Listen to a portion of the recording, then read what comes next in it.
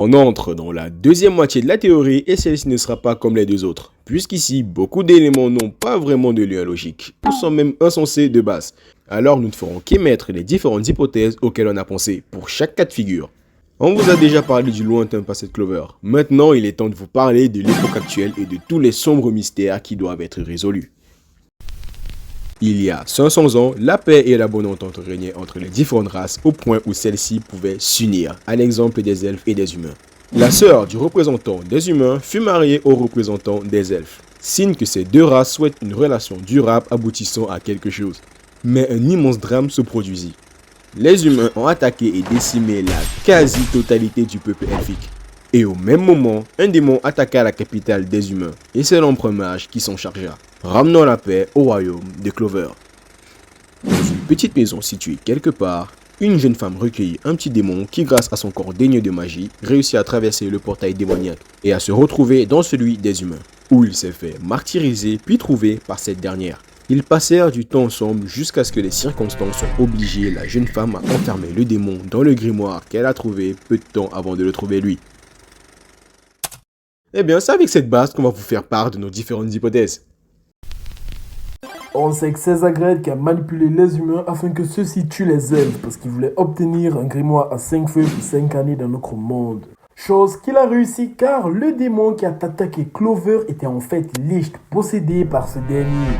Licht était un bon ami de Lumiel mais également son beau-frère. Alors Lumiel s'est vu combattre son beau-frère mais également son meilleur ami à l'aide de secrets. Lors de ce combat, Lumiel, grâce à la magie de secret, va sceller son corps ainsi que celui de Zagred pour se réincarner au cas où ce dernier reviendrait. Déjà, comment Zagred a réussi à manipuler les humains? Eh ben, sûrement parce que quelqu'un à la recherche de chaos a sûrement pactisé avec lui.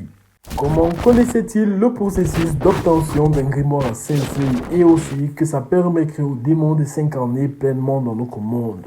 On se dit qu'un grimoire à 5 feuilles est déjà apparu dans le passé, on ne sait pas où ni pourquoi. Il y a certainement eu plusieurs tentatives des démons d'obtenir un grimoire à 5 feuilles et cela en faisant tout simplement sombrer les élus. Dans le désespoir le plus total, on ne sait pas réellement.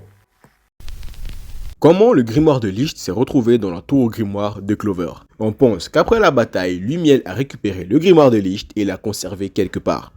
Un événement s'est produit, ça a dû le déplacer et il s'est retrouvé dans la nature, expliquant comment Lichita a pu le posséder. Après avoir enfermé Lib, elle mourut. Et donc le grimoire est resté là, dans la nature. Quelqu'un a dû le ramasser et le ramener à la tour au grimoire.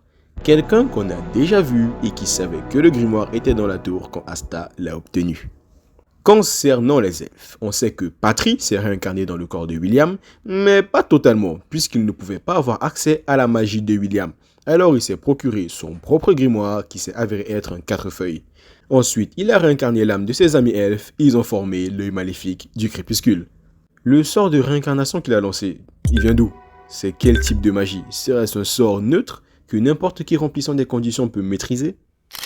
On vous avait prévenu que la suite allait être franchement courte, alors rendez-vous pour la prochaine et la dernière vidéo. C'était Chino et Mine, et on vous dit à la prochaine. いいのそんな時間楽しくないでしょ